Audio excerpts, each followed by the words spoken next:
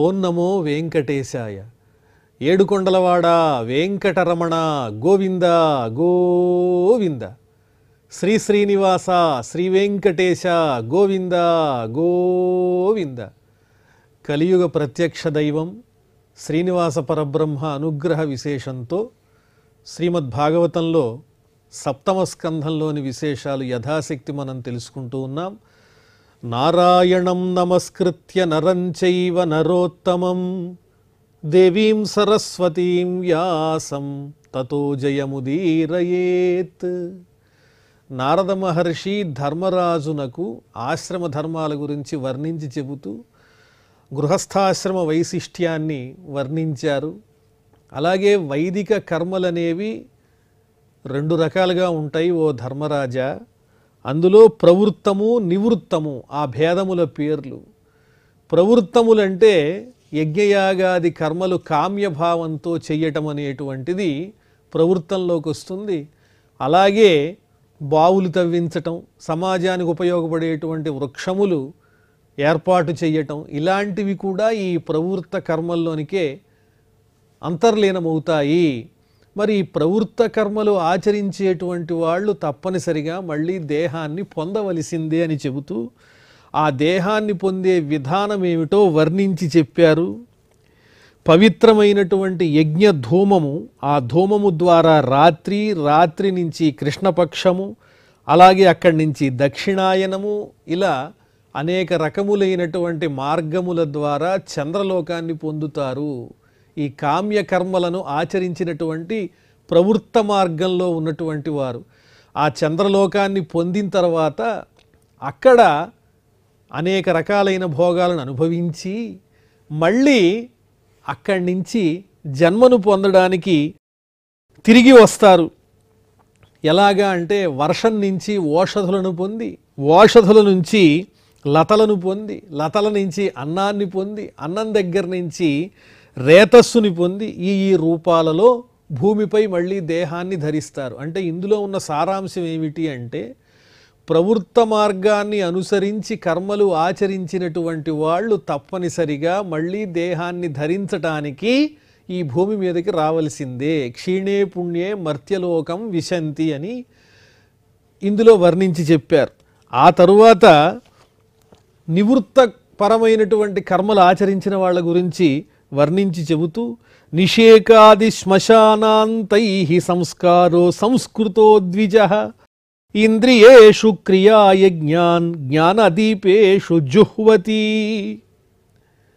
గర్భాధానాది సంస్కారముల నుంచి మొదలెట్టి అంత్యేష్టి దాకా ఉన్న సమస్తమైన ఈ వైదిక కర్మలను శాస్త్ర విధిని అనుసరించి ఏ విధమైన సంగము లేకుండా చక్కగా ఆచరించి ఏ విధమైన బుద్ధితో, పరమాత్మ కైంకర్య బుద్ధితో, పరమాత్మ సమర్పణ బుద్ధితో, ఏ విధమైన సంగము లేకుండా ఈ కర్మలను ఆచరించి జ్ఞానంతో పరిపక్వత చెందినటువంటి ఇంద్రియముల యందు ఈ క్రియలనేటువంటి కర్మలనన్నింటినీ యజ్ఞము చేయుట అంటే అర్థమేమిటి? జ్ఞానమనే అగ్నితో కర్మలను దగ్ధము చేయుట, కర్మల పట్ల ఏ విధమైన ఆసక్తి లేనటువంటి స్థితిని పొందుట.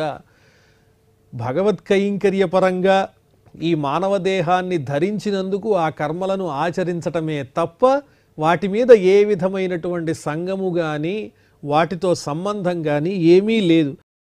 అలాంటి వాళ్ళు ఈ నివృత్తి మార్గంలో ఉన్నట్టు, అలాంటి వాళ్ళు కూడా ఒక మార్గం ద్వారా మోక్షాన్ని పొందుతారు. ఆ మార్గాన్ని వర్ణించి చెబుతూ ఉన్నారు.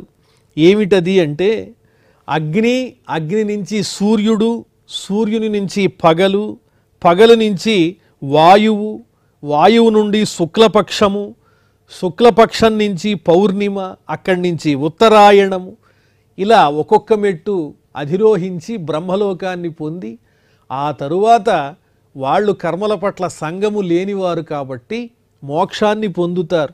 అగ్ని సూర్యో దివా ప్రాణ శుక్లో రాకోత్తరం స్వరాట్. ఇదే విషయాన్ని భగవద్గీతలో 8వ అధ్యాయంలో సంక్షిప్తంగా వర్ణించారు.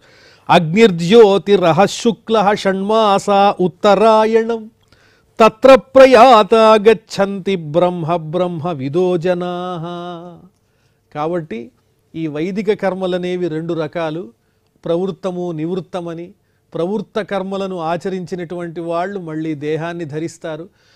ఈ నివృత్త మార్గంలో కర్మలతో ఏ విధమైన సంగము లేనటువంటి వాళ్ళు మళ్ళీ జన్మను పొందకుండా మోక్షాన్ని పొందుతారు అని సంక్షిప్తంగా వర్ణించి చెబుతూ నారద మహర్షి దేవయానమిదం ప్రాహు భూత్వా భూత్వానుపూర్వశః ఆత్మయాద్యుపశాంతాత్మ ఆత్మస్థో న నివర్తతే.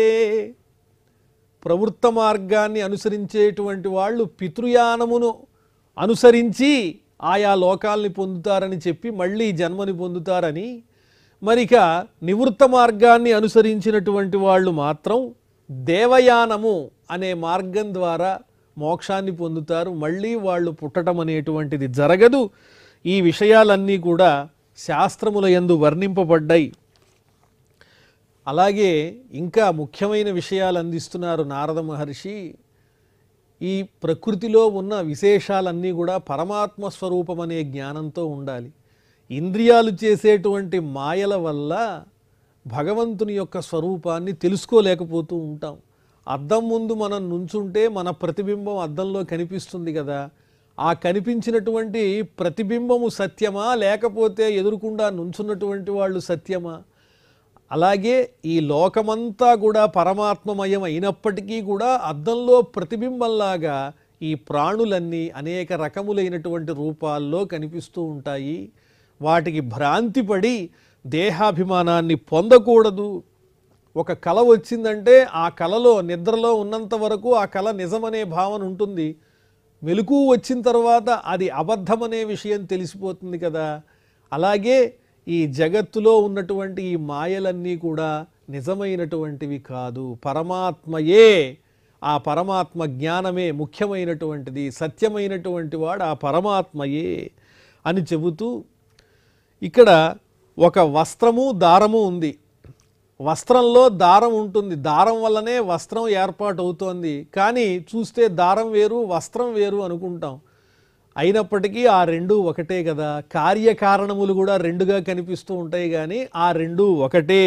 ఇలాంటి భావాన్ని కలిగి ఉండడమే భావాద్వైతము అని చెబుతున్నారు.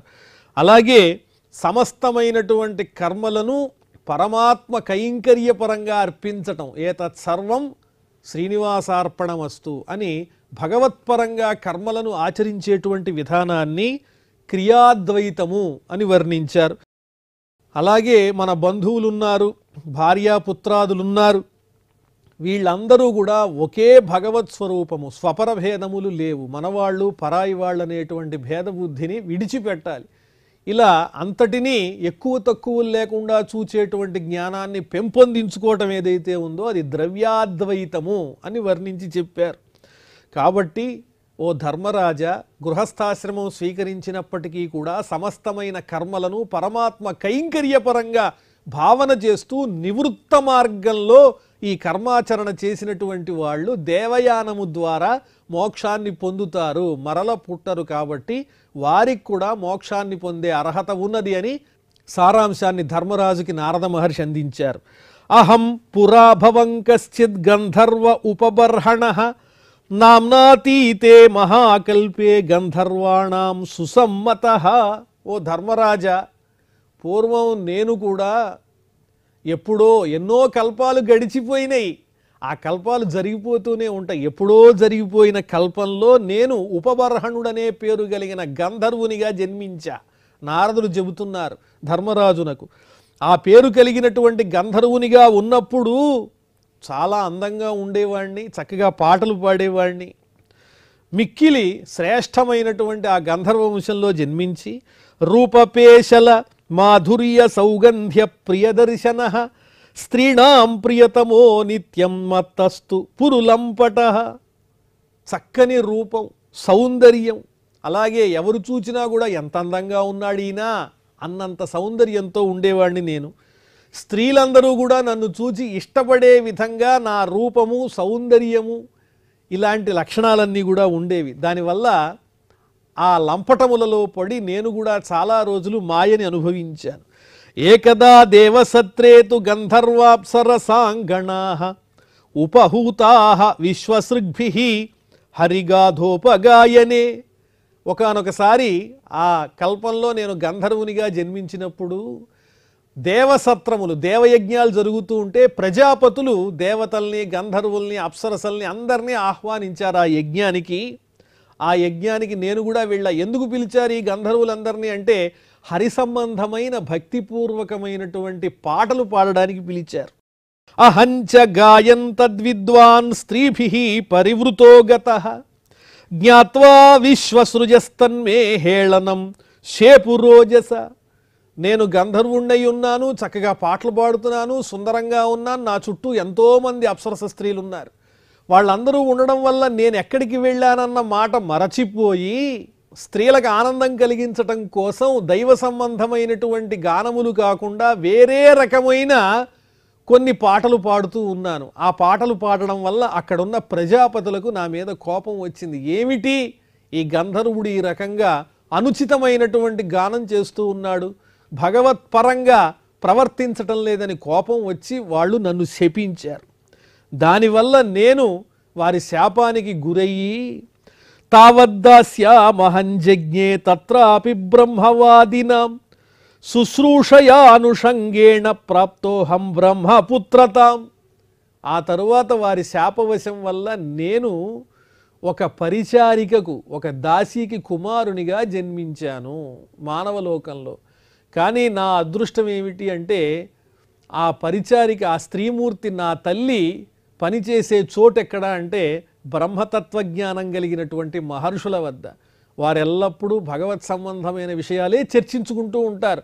వారికి సేవ చేసేటువంటి ఆమె యందు నేను పుత్రునిగా జన్మించటం వల్ల, వారిని సేవించటం వల్ల, భాగవతుల యొక్క సంసేవనం వల్ల నాకు ఈ భగవద్భక్తి అబ్బి పాపమంతా పోయి మరల బ్రహ్మగారికి కుమారునిగా జన్మించాను. కాబట్టి భగవద్భక్తి పరంగా ఎప్పుడైతే మనం ఉండమో, మనం చేసే పనులన్నీ భగవత్ కైంకర్య పరంగా ఉండవో, కర్తృత్వ భోక్తృత్వాలు ఉంటాయో, అప్పుడు తప్పనిసరిగా అది పాపమై దాని ఫలితాన్ని మనం అనుభవించటం కోసం ఎన్నో జన్మలు ధరించాల్సి వస్తుంది అని చెబుతున్నారు నారద మహర్షి. ధర్మస్తే గృహమేధీయో వర్ణితః పాపనాశనః గృహస్థో ఏన పదవీం అంజసాన్యాసినామియాత్. కాబట్టి ఓ ధర్మనందన, గృహస్థుల యొక్క ధర్మాన్ని గురించి నీకు చక్కగా వర్ణించి చెప్పాను. ఈ చక్కని భావంతో భగవద్ కైంకర్య బుద్ధితో ఏ సంగము లేకుండా కర్మలను నివృత్త మార్గంలో ఆచరించేటువంటి గృహస్థు కూడా పరమాత్మను పొందుతాడు. అందులో ఏ విధమైన సందేహము లేదు. బ్రహ్మచర్యము, గార్హస్థ్యము, వానప్రస్థము, సన్యాసము, ఈ 4 ఆశ్రమ ధర్మాలను నిక్కచ్చిగా నియమబద్ధంగా ఆచరించినటువంటి వాళ్ళు భగవంతుని అనుగ్రహానికి పాత్రులవుతారు. ఎంతో తేలికగా గృహస్థు కూడా ఆ పరబ్రహ్మ పదవిని అధిరోహించవచ్చు అని చెబుతూ యూయం నృలోకే బత భూరిభాగాః లోకం పునానా మునయోభియాంతి ఏషాం గృహానా వసతీతి సాక్షాత్ గూఢం పరం బ్రహ్మ మనుష్యలింగం. ఓ ధర్మరాజా, మీరు చాలా అదృష్టవంతులు. ఈ శ్లోకాన్ని గతంలో కూడా నారద మహర్షి చెప్పారు ఒకసారి. మీరు ఈ మానవ లోకంలో జన్మించిన అదృష్టవంతులు. ఎందువల్ల అంటే మీ చుట్టూ మహర్షులంతా సంచరిస్తున్నారు. ఎందువల్ల సంచరిస్తున్నారు అంటే సాక్షాత్తు పరబ్రహ్మ స్వరూపుడైన ఆ శ్రీకృష్ణుడు మానవ రూపాన్ని ధరించి మీతో కలిసి సంచరిస్తున్నాడు కదా ఓ ధర్మరాజా. మీ బంధువు అయ్యాడు కదా, ఆయన ఎప్పుడూ మీ దగ్గరే ఉంటాడు, దాదాపు మీ మంచి చెడ్డలు చూస్తూ ఉంటాడు. ఆయనకు మీరు మిక్కిలి ప్రియతములు కాబట్టి భగవంతునికి ప్రియులైనటువంటి మీ సాంగత్యం వల్ల వారు కూడా భగవంతుని అనుగ్రహాన్ని పొందొచ్చు, శ్రీకృష్ణుణ్ణి దర్శించవచ్చు అని ఆ మునులంతా మీ చుట్టూ తిరుగుతూ ఉన్నారు. మానవ రూపంలో మాయా మానవ రూపధారి అయి ఆ శ్రీకృష్ణుడు మీతోనే ఉన్నాడు. నువ్వు అదృష్టవంతుడివి. సవా అయం మహద్విమృగ్య కైవల్య నిర్వాణ సుఖానుభూతి ప్రియ సుహృద్వః ఖలు మాతలేయః ఆత్మార్హణీయో విధికృత్ గురుశ్చ. ఎంతోమంది గొప్పవాళ్ళు, మహర్షులు మొదలైన వాళ్ళు, పండితులు, వీళ్ళంతా నిరంతర యోగనిష్టతో ఏ పరమాత్మను దర్శించాలని ప్రయత్నం చేస్తూ ఉంటారో అనేక భక్తి మార్గాల ద్వారా ఆ సుఖాన్ని అనుభవించాలనుకుంటారో, పరమాత్మ సుఖాన్ని పొందాలనుకుంటారో, అలాంటి పరమాత్ముడు ఆనంద స్వరూపుడు మీకు స్నేహితుడై, బంధువై, సాక్షాత్తు మేనమామ కుమారుడై మీరేం చెప్తే అది చేస్తున్నాడు. విధికృత్, మీరే కృష్ణ ఈ పని చేసి పెట్టు అంటే చాలా పనులు చేస్తూ మీకు సన్నిహితుడై తగినటువంటి మార్గాన్ని ఉపదేశించే గురువై సర్వకాల సర్వావస్థల యందు మిమ్మల్ని రక్షిస్తున్నాడు. నయస్య సాక్షాత్తు భవ పద్మజాదిభిః రూపం ధియా వస్తుతయోపవర్ణితం మౌనేన భక్త్యోపశమేన పూజితః ప్రసీదతామేష ససాత్వతాం పతి. భక్తులను రక్షించేటువంటి లక్షణం కలిగిన వాడు ఈ కృష్ణుడు, ఈ పరమాత్మ. పద్మమునందు జన్మించినటువంటి బ్రహ్మగారు కానీ తదితరులైనటువంటి దేవతలు కానీ ఆ పరమాత్మ తత్వాన్ని ఇది అని స్వభావ సిద్ధంగా వర్ణించి చెప్పటానికి అశక్తులైపోతున్నారు. 1000 నోళ్లు కలిగిన ఆదిశేషుడికి కూడా అది దుర్లభమే కదా. మరి మాబోటి ఋషులు కూడా మౌన మార్గంతో భక్తితో ఇంద్రియాల్ని జయించి ఎంతో కష్టపడి ఆ స్వామిని పూజించడానికి ప్రయత్నిస్తూ ఉన్నాము. మా వంటి భక్తుల యందు ఆ పరమాత్మ పరిపూర్ణమైన అనుగ్రహం ఎప్పుడు కలుగుతుందో కదా, మాకు కలగాలి అని నారద మహర్షి అంతటి వాడు ధర్మరాజు అదృష్టాన్ని కొనియాడుతూ తాము ఏ విధంగా పరమాత్మను సంపూర్ణంగా అర్థం చేసుకోవాలి, ఆయన అనుగ్రహాన్ని పొందాలి అని మాట్లాడుతున్నారు. ఇతి దేవర్షిణా ప్రోక్తం నిశమ్య భరతర్షభః పూజయామాస సుప్రీతః కృష్ణంచ ప్రేమ విహ్వలః. ఎప్పుడూ కృష్ణుడు పక్కనే ఉంటే పరమాత్ముడనే జ్ఞానం ఉన్నది కానీ అప్పుడప్పుడు బావగారే కదా అనే భావన కలుగుతుంది ధర్మరాజునకు. ఇప్పుడు నారదుడు చెప్పిన తర్వాత కృష్ణుడిని చూడంగానే ఆ పరమాత్ముడు ప్రత్యక్షమైనట్టుంది. ఇంకా భక్తిగా ఆ నారదుని మాటలు విన్న తర్వాత ఆ ధర్మరాజు పూజయామాస సుప్రీతః ప్రేమతో కూడినటువంటి వాడై ఆ శ్రీకృష్ణుడిని పూజించాడు. కృష్ణ పార్థ ఉపామంత్ర్య పూజితః ప్రయయౌ మునిః శ్రుత్వా కృష్ణం పరం బ్రహ్మ పార్థః పరమ విస్మితః. ఆ తరువాత నారద మహర్షి ఆ శ్రీకృష్ణుడిని చూచి నమస్కారం చేసి, స్వామి వెళ్ళొస్తాను, మళ్ళీ నీ దర్శన భాగ్యం మాకు ఎప్పుడో కదా అని కృష్ణుడితో చెప్పి, అలాగే ధర్మరాజుతో కూడా వెళ్ళొస్తానని చెప్పి, పృథాపుత్రుడైన ధర్మరాజునకు వెళ్ళొస్తానని చెప్పి అక్కడి నుంచి బయలుదేరి వెళ్ళిపోయారు నారద మహర్షి. ఆ శ్రీకృష్ణుని గొప్పతనాన్ని విని ధర్మరాజాదులంతా ఆశ్చర్యచకితులయ్యారు. ఇతి దాక్షాయణీనాంతే పృథగ్వంశాః ప్రకీర్తితాః దేవాసుర మనుష్యాద్యాః లోకా యత్ర చరాచరాః. సమస్తమైన స్థావర జంగమాత్మకమైనటువంటి ఈ లోకమంతా విశ్వమంతా కూడా పరమాత్మ స్వరూపమై ఉన్నది. ఎన్నో రకాలైన ఈ వంశాలన్నీ యథాశక్తిగా వర్ణించి చెప్పారు ఆ శుక మహర్షి పరీక్షిన్ మహారాజుకి. ముఖ్యంగా ఈ సప్తమ స్కంధంలో నారద మహర్షికి ధర్మరాజునకు జరిగినటువంటి సంవాదమే వర్ణింపబడి ఉన్నది.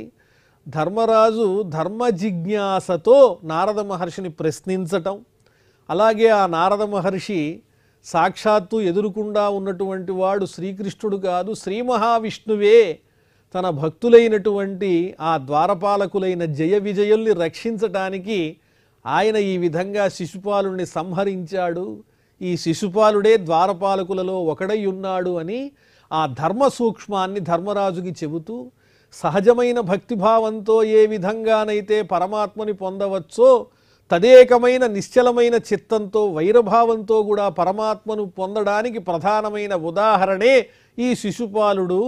కాబట్టి ఓ ధర్మరాజా, నీవు మాయకి లోను కావద్దు. పరమాత్మ తత్వం అనేది, ధర్మ సూక్ష్మం అనేది ఎంతో నిగూఢంగా ఉంటుంది అని ఆ పరమాత్మ తత్వాన్ని ఎంతో వివరించి విలక్షణమైన జ్ఞానాన్ని అందించి చెప్పారు ధర్మరాజునకు. ఆ నారద ధర్మరాజ సంవాద రూపమే ఈ సప్తమ స్కంధంలో జరిగినటువంటి ఈ ప్రహ్లాదుని సంరక్షణం, నృసింహావతార ఘట్టం, హిరణ్యకశిపుని సంహారం, ఇదంతా కూడా నారద ధర్మరాజ సంవాద రూపంగా జరిగిపోయింది. అలాగే దాంతోపాటుగా ప్రహ్లాదుని యొక్క భక్తి ఔన్నత్యాన్ని వర్ణించి చెబుతూ భక్తులు ఏ విధంగా ఉండాలో మనకు దానికి ఆదర్శం ప్రధానంగా ప్రహ్లాదుడే. ప్రహ్లాదుడు చూపించిన భక్తి మార్గం ఏమిటి అంటే నిశ్చలమైన భక్తితో పాటు ఈ లోకమంతా పరమాత్మమయమే, పరమాత్ముడు కాని చోటు ఏదీ లేదన్న విషయాన్ని తెలుసుకోవాలి, స్వపరభేదం ఉండకూడదన్న చక్కని ఒక సందేశాన్ని ఈ ప్రహ్లాదుని వృత్తాంతం ద్వారా మనకి అందించారు ఈ సప్తమ స్కంధంలో.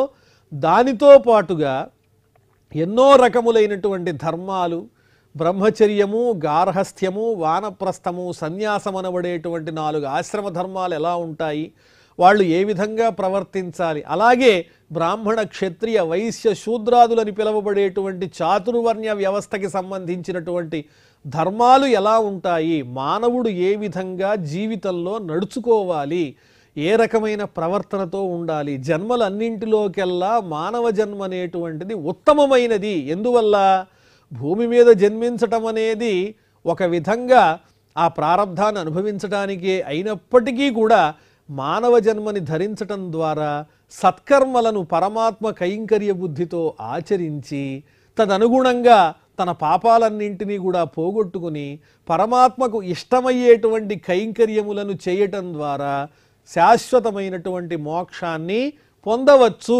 అలాంటి జ్ఞానం మానవులకే ఉన్నది కానీ ఈ పశుపక్ష్యాది జంతువులకు లేదు. అందరిలోనూ పరమాత్ముడు ఉన్నా కూడా మానవునిలో జ్ఞానం అనేటువంటి విలక్షణమైన చైతన్యాన్ని, ఆత్మ చైతన్యాన్ని కలిగించాడు భగవంతుడు. అది ప్రతి ఒక్కరికి కూడా ఉంటుంది. దాన్ని అంగీకరించి ఇంద్రియాలు చూపించేటువంటి మనస్సు చాంచల్య సంబంధమైనటువంటి విషయాలకు దూరంగా ఉంటూ ఆ పరమాత్మయే నిత్యమైనవాడు, సత్యమైనవాడు. ఈ జన్మ నుంచి నేను ఉద్ధరింపబడాలి అంటే ఐహికమైనటువంటి సుఖాలను తుచ్చంగా చూడటం నేర్చుకోవాలి. ఈ సంపాదనలు తదితరమైనటువంటి ఐహికమైన సుఖాలన్నీ కూడా ఎప్పటికైనా నశించిపోయేవే అనే జ్ఞానాన్ని, దేహమునకు ఆత్మకు ఉన్నటువంటి భేదాన్ని తెలుసుకుని దేహాభిమానాన్ని పోగొట్టుకున్నటువంటి వాళ్ళే పరమాత్మను చేరగలుగుతారు అని నారద మహర్షి ధర్మరాజునకు చెప్పినటువంటి చక్కని, సులువైన, సులభమైన, భగవత్ ప్రాప్తికరమైన చక్కని ఉపాయాన్ని మనందరికీ అందించారు. అలాగే నవవిధ భక్తులు కూడా వర్ణించారు కదా. శ్రవణం, కీర్తనం, స్మరణం, పాదసేవనం ఇత్యాదిగా కలిగినటువంటి సులువైన మార్గములతో మనస్సుని ఏకాగ్ర చిత్తంతో చక్కగా అర్చావతార రూపం మీద పెట్టి తద్వారా కూడా భగవద్ అనుగ్రహాన్ని పొందొచ్చు, పరమాత్మ స్వరూపాన్ని చేరుకోవచ్చన్న విషయాన్ని నారద మహర్షి ధర్మరాజునికి చెబుతున్నట్లుగా మనందరికీ కూడా ఈ సప్తమ స్కంధంలో వర్ణించి చెప్పారు. అంత గొప్పదైనటువంటి సప్తమ స్కంధంలో సారాంశాన్ని మనం యథాశక్తిగా తెలుసుకున్నాం. అలాగే ఈ ధర్మరాజు మొదలైనటువంటి వారందరూ కూడా ఆ శ్రీకృష్ణ పరమాత్మకు సన్నిహితులై ఆయన సేవ చేసుకుని ఉద్ధరింపబడ్డారు. వారిని విడిచిపెట్టకుండా పరమాత్ముడు ఉన్నాడంటే దాంట్లో ఉన్నటువంటి రహస్యాన్ని కూడా మనం అవగాహన చేసుకోవాలి. ధర్మపరులైనటువంటి వాళ్ళు ఎవరైతే ఉంటారో వాళ్ళకి ఎప్పుడూ పరమాత్ముడు అండగా ఉంటాడు. నేను ఏమీ సాధించలేకపోతూ ఉన్నాను, అందరూ ముందంజలో ఉన్నారు, అనేక రకాలైనటువంటి మార్గాల్లో ఉన్నత స్థితిని పొందుతున్నారు, కానీ వారిలాగా నేను దొంగ మార్గములను అవలంబించి ఏదో సాధించలేకపోతున్నాననేటువంటి నిరాశను విడిచిపెట్టి ప్రారబ్ధవశం వల్ల వచ్చినటువంటి ఆ కష్ట నష్టాలను భరిస్తూ ఇదంతా కూడా పరమాత్మ యొక్క సంకల్పం వల్ల జరిగేదే, దీనివల్ల మన ప్రారబ్ధ కర్మ అనేది నశిస్తోంది అని నిశ్చలమైనటువంటి చిత్తంతో సర్వకాల సర్వావస్థల యందు ఓ పరమాత్మ, శ్రీకృష్ణ, శ్రీనివాస నువ్వే నాకు దిక్కయ్యా అనేటువంటి సంకల్పం గనక ఉన్నట్లయితే, అలాగే చేసే ప్రతి పని కూడా పరమాత్మ కైంకర్య బుద్ధితో ఆచరించినట్లయితే అలాంటి వాళ్ళు ఎన్నటికీ చెడిపోరు. చెడిపోరు అంటే ఈ ఐహికమైనటువంటి సుఖాలతో కూడిన ఈ లోకంలో అందరి ముందు తాము పరాజయాన్ని పొందుతున్నట్టు కనిపించినా శాశ్వతమైనటువంటి ఆనందాన్ని ఇచ్చేటువంటి ఆ పరమాత్మ యొక్క స్థానాన్ని పొందడంలో ముందంజలో ఉంటారు. ఇదే మనం చూసుకోవలసినటువంటి ప్రధానమైన విషయము. ప్రస్తుతం ఈ భూమి మీద జన్మించిన తరువాత అందరితో పరిగెత్తి మనం ముందంజలో ఉన్నామా ఐహిక విషయాల్లో అని లెక్కించుకోవటం కన్నా భగవంతుడిచ్చిన ఈ మానవ జన్మని సార్థకం చేసుకుంటూ శాశ్వతమైన ఆనందాన్ని ఇచ్చేటువంటి పునరావృత్తి రహితమైన పరమాత్మ యొక్క స్థితిని మనం అందుకున్నామా లేదా, నివృత్తి మార్గాన్ని పొందుతున్నామా లేదా అని గణించుకోవటం మానవ జన్మ పొందినందుకు తప్పనిసరిగా మనం చేయవలసినటువంటి పని.